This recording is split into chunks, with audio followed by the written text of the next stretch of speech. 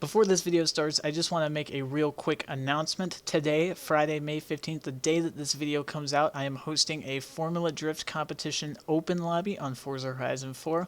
All you need to do is DM me on Instagram at mflareman or my gamertag on Xbox, mflareman, for an invite. The meet starts at 4 p.m. CST, and I hope to see you all there. Enjoy the video.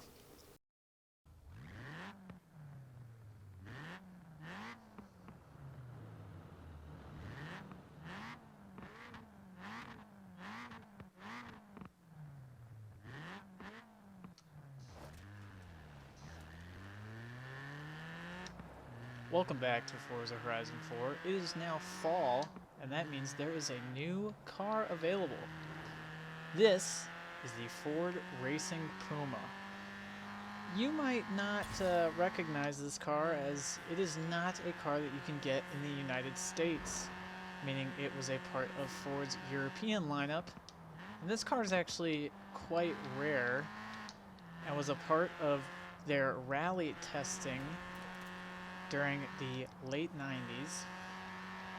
We're just taking it for a stock drive right now. Initial impressions, it seems to have a down-tuned rally engine. It sounds like a 4-cylinder similar to the Mini Coopers in this game, so it doesn't seem like there's a new sound available. It's actually somewhat fast. I'm actually kind of impressed. Going into interior view here, big slide. Pretty bland 90s Ford interior. Nothing too special, but it is right-hand drive. That's another way that you can tell that this is a European car. Through the water splash. I really like this blue color. I believe all of these cars came in blue. There was not a single other color option for this specialized version of the Ford Puma. You may also notice a modified front lip and some changes to the exterior, a little bit wider fenders. The first impressions, it feels really balanced, actually. It's so balanced, in fact, I can't actually tell what drivetrain is in this thing. I'm pretty sure, let's actually do a launch here. Yep, front wheel drive. It felt like it had a little bit of front wheel pull, but I wasn't quite sure. So yes, this car is front wheel drive. 4-cylinder setup, very rally car-like for production versions of rally cars. I like how it sounds. I don't know if that's bad or if that's okay, but I really do like how it sounds. I like how close the ratios are between third and fourth gear. It makes shifting feel super nice and responsive. Good downshift there into fourth. Lots of backfire, crackles, and pops from this 4-cylinder engine here. Back up into fifth. I think this could actually be quite a fast rally car. We're going to go check that out right now. Let's hop over to the upgrade shop and see what we can do to the Ford Racing Puma. Looking at the upgrades here, looks like we have some body mods. I think those are what I'm most interested in. A push bar, that's pretty interesting. So there are some rally inspired cosmetics for this car, and then just the regular track Forza arrow with the tow hook in the center. We're gonna go with the bash bar. Rear wing, oh, 2 rear wing options. Whoa, that is such a crazy looking wing. I mean, look at the wing struts. So it's a center mount wing. Those end plates look really weird. I don't know. Oh, that's even worse. Oh no. I don't really like either of those. We'll go with it though. I would assume these are mud flaps. Yeah, because it's a rally car. And then hood, rally lights. Yeah. So there was only a couple select options for this car. Now getting into the swaps. We have the turbo rally as expected. And then a 2-liter inline-4 turbo. I wonder if that's possibly a Nissan engine. It is the more expensive swap out of the two. Let's throw it in there. And then you'll see it's front wheel drive at the moment. We're going to make it all wheel drive for our purposes of rally. We've already been back through the body mods, tires. So this does not have vintage tires. I didn't really expect it to, so we're going to throw on those rally tires, maximize the width. We have 225 40 17s in the front. and 225. Okay, so it's a square setup. Okay, that's cool. Very low tire width though, which could be bad if you wanted to build a higher power drag car.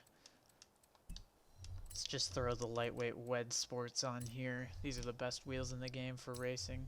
We've got some spacers. They fill out the arch way better. So if you wanted to do a style build, don't worry about bad fitment because spacers are an option here. Jeez, I think that should be the new meme. I call them stancers. I guess the stance builds, that works out. Fully upgrading the brakes here. Rally suspension. Actually, let's take a look at it on drift suspension. Whoa! That's actually... that kind of looks cool. Perhaps I'll do a drift build at some point of this car. Full weight reduction gets us down to 2,300 pounds with no roll cage. Let's see how much this engine can get upgraded to. I'm seeing... I would guess probably 400 horsepower is what you could get out of this thing. 410, there it is. 430, 517, 530, 540. Okay, so 540 horsepower, I believe. That's the maxed out engine on the 2-liter. Let's go back down to the Turbo Rally and do a couple changes there. So 347, 380, 579, 668. Okay. So if you want the faster of the two engines, you should pick the Turbo Rally engine, but if you want the lower power but higher displacement, you're going to buy the 2-liter inline 4. Either option works, really. Personally, I'm going to go with the Turbo Rally just to fully kit this thing out as a rally car. Let's go take this thing to a rally race and see how it does. And let's get ready to go. Very aggressive launch, banging gears here. We're already up into 4th. This thing feeling incredibly lightweight, even though it's on smaller tires than I would have liked. A big drifting overtake across the Focus RS there. The Clio tries to block us off and we make contact, tapping 3rd place. Oh, almost hitting 1st. This thing is very slidey. You could definitely turn this into quite the slidey rally / drift car. Trying to clutch kick it here, forgetting that it's all-wheel drive. Big water spot. I'm very impressed with how this thing does on rally, even though it is the lower end of S2 class, and by lower end I mean incredibly lower end of S2 class where it sits right now. It actually might be a very good S1 class rally car if you're in the market for one. Definitely pick this thing up if you have the opportunity. It seems very well set up and suited for rally tracks here. I'm able to keep it in pretty much 3rd and 4th gear through all these corners, no problem. Incredibly quick shifts from the transmission here down to 3rd gear. I can slide this thing around so much. I feel so confident around all of these corners. I was kind of worried about how small the tire setup was at first, but after some driving, I'm very, very happy with it. Big slide there. Sliding it back in again. I think after this I do want to see how it handles as a drift car. Huge drift there. This thing has such quick cornering speed, such fast entry speed now that I've swapped it to all-wheel drive. Almost a reverse entry there. We're going to snap it back as we head onto the road section of the Derwent Water Trail event. I'm very happy with this car. I thought that this car was kind of going to be crap, kind of going to be a meme, as this whole update has been very controversial this month, especially with the rally focus of it and people not being super happy with the cars that they decided to bring in.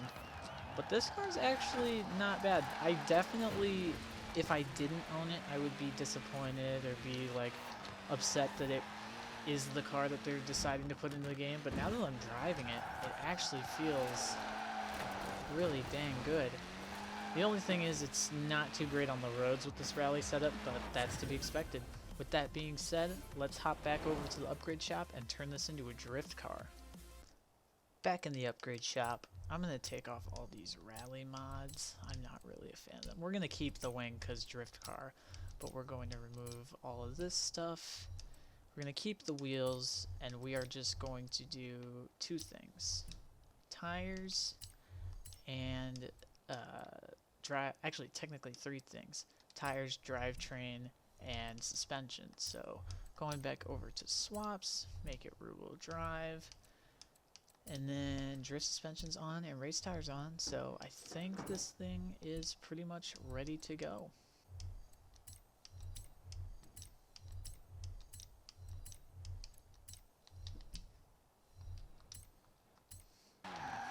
Big flick of the stick on the entry there. We're up to 50K nearly already. Big entry here.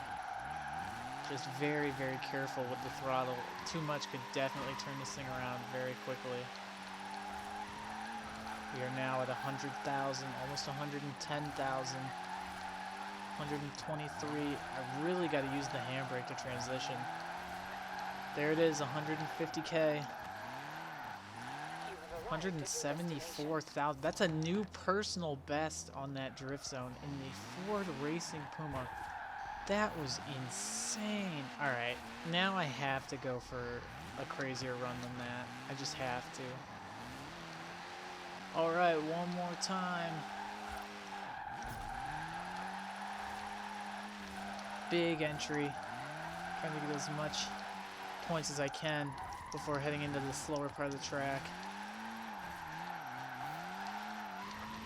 Extending all the way out over the curb, up into 6th gear, 100K now, 120,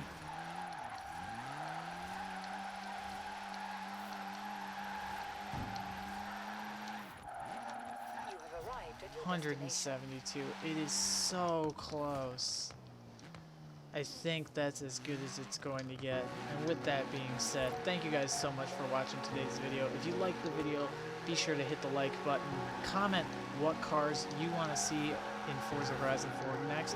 Be sure to subscribe to the channel so you don't miss my next videos. And follow me on my socials below at mflurman on Instagram and Twitter. I'll see you all next time. Thank you for watching.